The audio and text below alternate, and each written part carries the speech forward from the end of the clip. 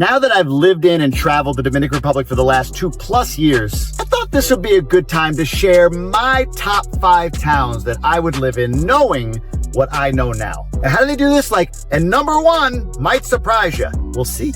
But here's how I'm going to go about this. I'm considering 5 key criteria in my rating system for the top 5 places to live. And these are amenities, value, community, education, and beauty. And look, let's be clear. I have not lived in all of these places, maybe any of these places. And I'm combining my top 5 out of an experience of me visiting, staying for sometimes weeks at a time in different areas, and also talking and interacting with people that have lived in these areas and getting their feedback, good, bad, or otherwise. But what I'd love from all of you is your top 5. You can drop that down in the comments, but just wait till I give you mine. All right, so let's start it off with number 5. 5th on my list is a town called Jarabacoa. This is a mountain town tucked in the middle of the country. It is amazing and incredible, and we visited multiple times. Not having lived there myself, I do know some folks that have for a long time, and I've talked to a lot of other people who have spent enough time there over the years. Here's my ranking of all the categories. Amenities, 2. It's not that there aren't amenities in Jarabacoa, but as I compare to the other ones on the list, you'll see that there's just not as many options for medical and other things in town. You do have access to Santiago, which is a little bit of a drive away, but those I talk to say, man, almost anything you need to do, you got to go to Santiago. From a value perspective, I'm giving them a 4. I kind of dabble in looking at the price of real estate for what you get and where it's going, and it's actually getting somewhat pricey in Jarabacoa at this point. However, it is a gem of gems. And when people find this area or Constanza, other areas in the middle of the country in the mountains, I mean, it's breathtaking. It's incredible. You want to own there. So the demand is high, even though it might be a little underground as far as broadly known. There's enough demand for Jarabacoa to drive the price up. But I still think it's a great value with a lot of future potential. So I'll give it a 4. Community, this one's hard for me to rate with Jarabacoa. I'm going off of what I know, and it's somewhere in that 3.5, 4. By the way, these are all out of 5. I probably should have said that.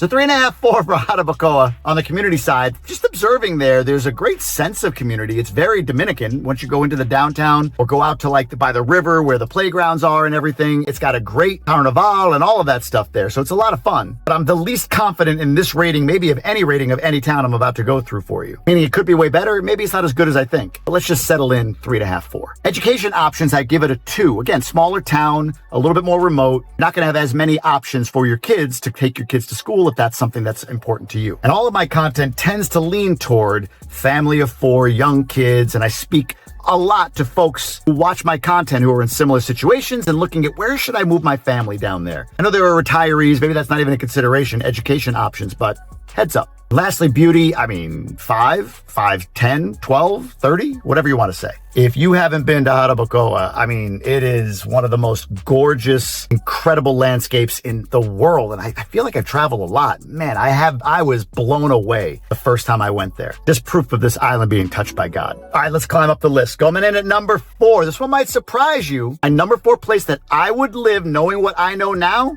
is Las Terrenas. And some of you might have followed me for a while wait a minute, Jamie, you always say Las Terrenas is the best. It's amazing. It's your favorite place to go. Yes, but not my favorite place to live. Look, Las Terrenas is incredible. We'll go through the ratings here in a second, but it has a couple of fatal flaws that make it go down the list as far as where I'd want to live full time with my family. But let's get into the ratings. Amenities, I'll give it a 3. It not being close to anything, it's kind of like Jarabacoa where you gotta leave to get the big stuff, but there's a little bit more there from what I can tell than Jarabacoa, so I rated it a little bit higher, but still a bit isolated, not as many options. From a value perspective, I'm giving it a 3, and this is a hard rating for me. I thought a lot about this. What I do believe is that Samaná and Las Terrenas in the next 10 years, we're all going to look back and say, why didn't I invest there? I think the beaches and everything else up there are some of the best in the world, let alone the country. This is a rating that will improve quickly and drastically as more infrastructure and more access is introduced, especially airport. But right now, the pricing is in line with like a Punta Cana, even though it has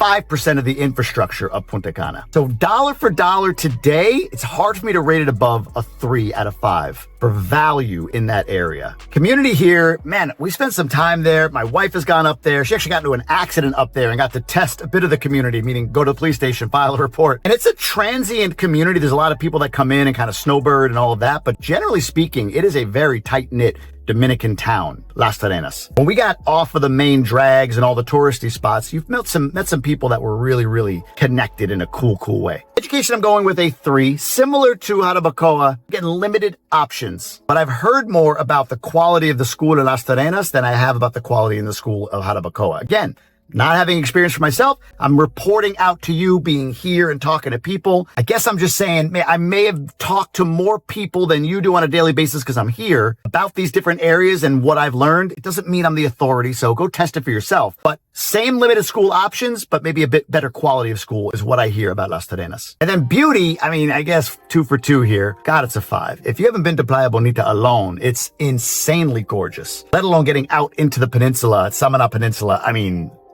Doesn't get much better than that. Before I go to number 3, I want to tell you about our sponsor for today's video, and that's Colchones Naco. Look, we recently moved into a new place and we needed to buy mattresses, and we shopped around, believe me. But when we bought from Colchones Naco, not only did we get a really great price, but we got incredible service and delivery, including setup of the bedroom set we bought from them. And honestly, the bedroom set, after it was set up, had one small little issue. Boom, they were right back out and took care of it, no questions asked. And right now, they're offering discounts. They always have some sort of special on mattresses. They sell Simmons and Sealy and Serta and their own Naco Royal line. Whether you go to their website right here, colchonesnaco.com, or you go to one of their stores in Santiago, Santo Domingo, or Punta Cana, when you buy your mattress, tell them El Gringo 24 or put that into their website, and they're going to also give you 2 free pillows, courtesy of El Calvito Gringo, or Gringo Calvito. I don't know which way that goes. What's cool is their Naco Royal line is actually manufactured in Santiago. They're a Dominican-owned company, so check them out and make sure you get your mattress soon and use my code to get yourself a couple free pillows. All right, so far I've said Jarabacoa is my 5th spot that I would live after knowing what I know now, and number 4 is Las Terrenas, and they're both amazing places, but there is a bit of a grouping here of those 2 versus the top 3.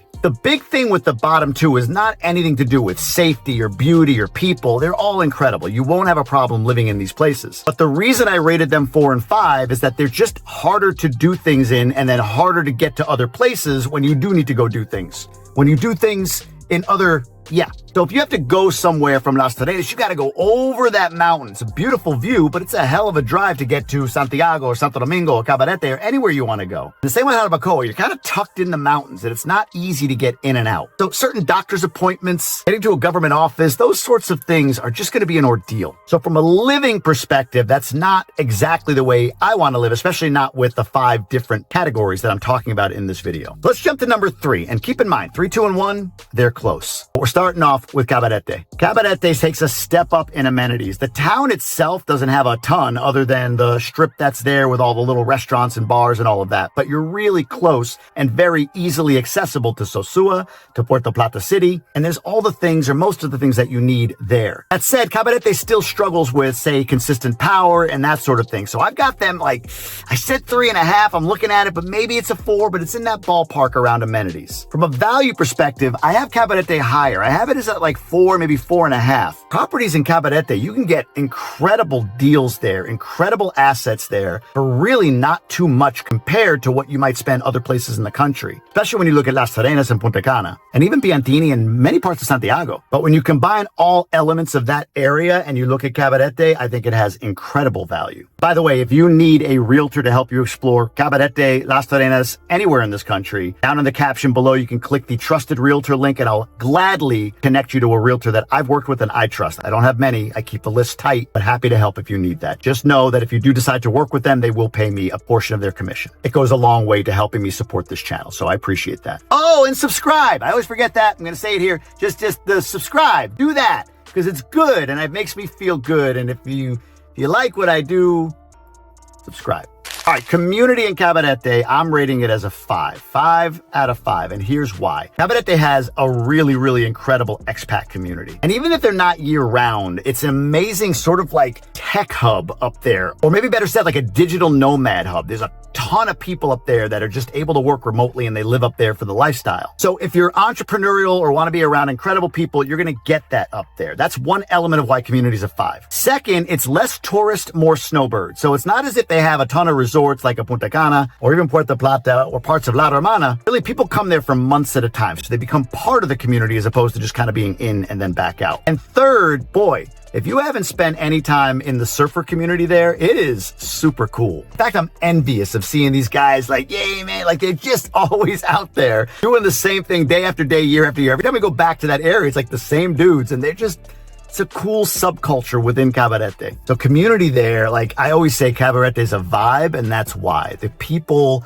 the energy, the connectedness between them, and these little subcultures within digital nomads, surfers, entrepreneurs is really, really cool. Look, I know a guy that lives up there for the last 10 years. He's one of the top speakers in the world, including being on Tony Robbins stages year after year. If you don't know Tony Robbins, check him out. He's huge. That's just Cabarete. There's really, really interesting people up there. Okay, education, I'm putting it at a 3. Maybe it's going to be a 3.5. And again, it's not because education is bad. They have a great private school up there, one that I know of for sure. Actually 2. But again, options are somewhat limited because of this, the size and scope of the area. So for me, as a father with kids, I want the most options available. That's my criteria. Again, great schools up there. I know people that take their kids to those schools. They're excellent. The 3.5, maybe it's a 4, but it's in that range where like there's just not as many options. And then beauty. I mean, all right, 5.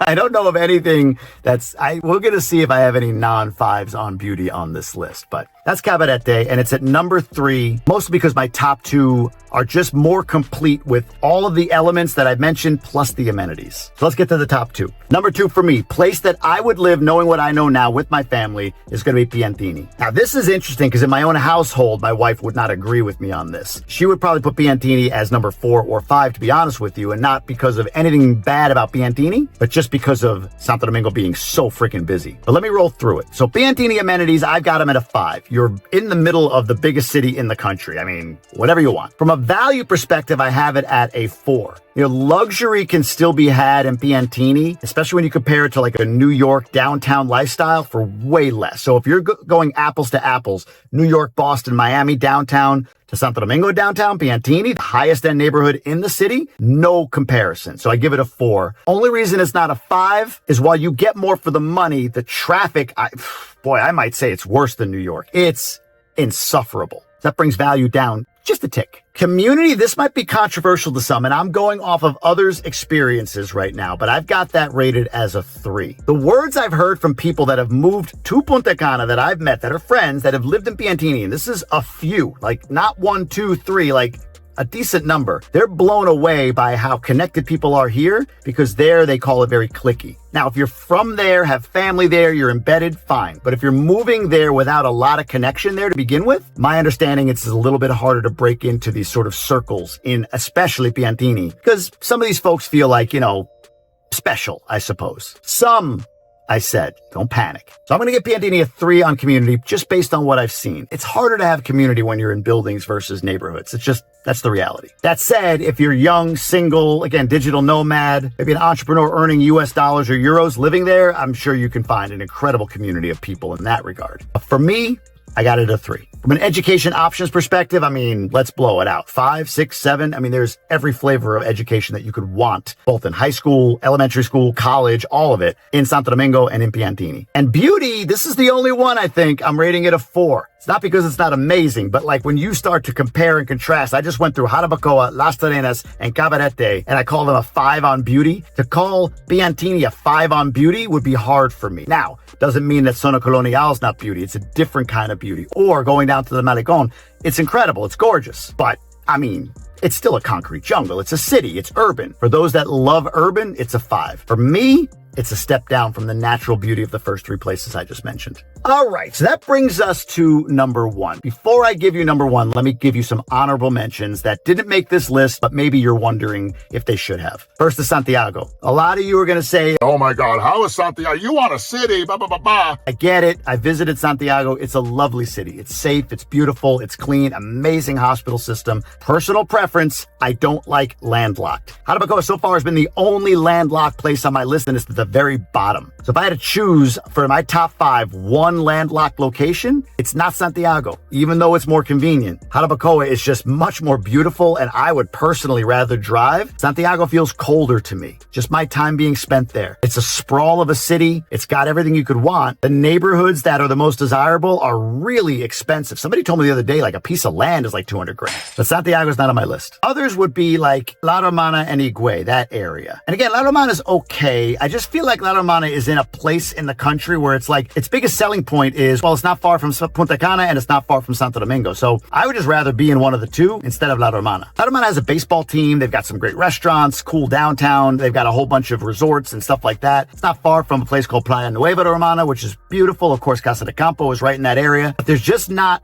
in the time I've spent there, there's just not as much of a vibe or energy that aligns with what I love. And Higüey, I go there often. My wife's family's from there. My wife's from there. We go there all the time. We're spending American Thanksgiving in Higüey at my wife's family's ranch. We do everything we can there. But to live in Higüey, for me, just not my kind of place. It's urban, it's landlocked. It's kind of the same as Santiago, just nowhere near as nice as Santiago. Another option is up in the north, like Moca. Moca's beautiful. It's very Dominican, great food. However, landlocked. It's kind of far from everything, hard to get in and out. And another one that a lot of people bring up that I honestly, this is the one I haven't been to yet, and if I went, I'm sure I would love it, is Bani. A lot of people love Bani and they look at it as kind of an up-and-coming, incredible hub. My wife lived there when she was a kid for a while and said, man, it's night and day from what it was. But Bani's just not a place I'd want to be. Plus, I don't want to bury ice.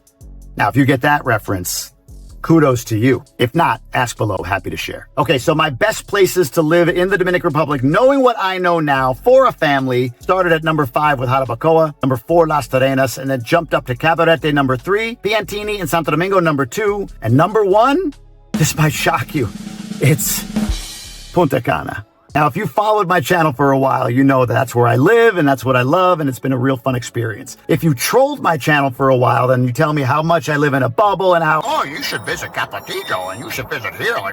which is the dumbest comment in the world. And if you want to comment on that, I'll reply saying exactly that. I'm not going to go live in the worst parts of a country. Not my own, not this one, not any. And of course, I've only lived in Punta Cana and I've spent time in the other places, so it's comfortable, it's familiar. But I did think through this from an audience perspective. Like, what do you want as a Dominican American, Dominican European moving here? And I look at the DMs I get and the folks that truly engage, not people who are just watching me to tell me that you don't understand the Dominican and yada, yada, yada. But for those who are really saying like, all right, look, I have American roots or I've lived in America for a while or a developed nation. I want to kind of make that transition into a place where my family has the least shock to the system. So let's go through the ratings. For amenities in Punta Cana, I put them at a 4.5. Again, my wife might drop this down to like a 4 because she feels like, man, it feels like we have to go to Santo Domingo for a lot of things. And you will. Things like specialists, medical specialists, and certain products you just won't find here. But you can Amazon them in and it's not too bad to get to the city. It's a quick drive down the highway, really easy to get there. But otherwise, Punta Cana seems to have at least one of everything. In fact, in most cases, multiple of everything. You want furniture store, there's a dozen of them. You want grocery stores, there's 5, 6 supermarkets here. You want malls, there's a couple. Restaurants, there's a whole bunch. But at the same time, the accessible, easy to get to restaurants, while there are many, they're very similar in what they offer. You got to kind of find the nooks and crannies to get the more authentic, local, or ethnic cuisine of any kind, from pierogies to Mexican to whatever. So it's just a little harder to get to, so that's why I take it from a 5 to a 4, 4.5 on amenities here in Punta Cana. Oh, in addition, there's 3 hospitals. That to me is a lot. From a value perspective, it's a 5. And look, this can range. If you're buying in Punta Cana Village, maybe it doesn't feel like quite the value, but you can go up the street to Ciudad La Palma, and there you could buy a similar house in a similar community for a quarter of the price. Vista Cana right now, it's really hard to find houses that are $300,000-$400,000 on a plot of land, 4-bed, 5-bath, brand new for like $350, but you can do that in Vista Cana right in the middle of the Punta Cana area. And still, even though it's expensive, beachfront property here is still way less expensive than most other places where there's beachfront. So value still a 5. Community and underrated 5. This is one of the things that I rail against, and that is that Punta Cana is just a tourism town. Punta Cana is definitely a tourism area. Obviously, there's tons of resorts, there's all these different amenities, there's theme parks and yada, yada, yada. They cater to tourists. So I will fully admit and fully embrace that reality because you are right that it is a tourist hub. However, what I ask in return is that you are open to the idea that you should embrace that as much as it is a tourist hub, it's also one hell of a family destination. The neighborhoods and communities you can move to are chock full of kids. There's tons of stuff to do. There's incredible connection between people here. And the social scene is pretty incredible. Somebody asked me, like,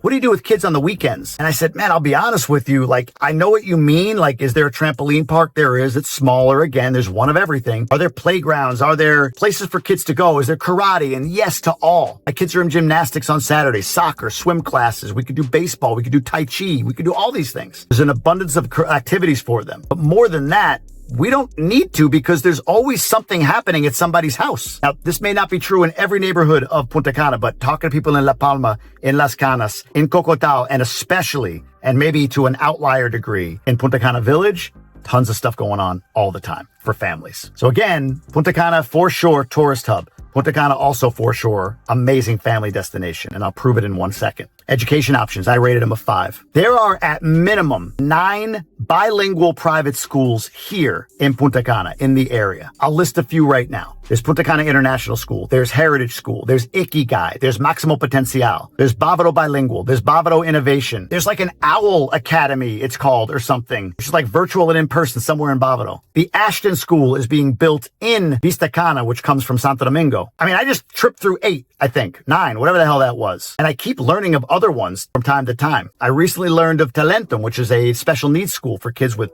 autism or whatever it might be. Small, but here. So tons of options for schools here. Further proof that they're building it for family. And then beauty, we got to call it a 5. We're right on the white sand, clear blue waters of the Caribbean. In fact, a friend of mine came down here from Cabarete and she loves Cabarete, but she was like, you know, Punta Cana just can't be beat on the white sand and blue water. So while Las Terrenas and Cabarete have incredible beaches, beautiful places, I believe even more beautiful. And add to that, like Punta Rusia, and I haven't been there yet, but Valle de las Águilas. I say that fast because I can never pronounce it right.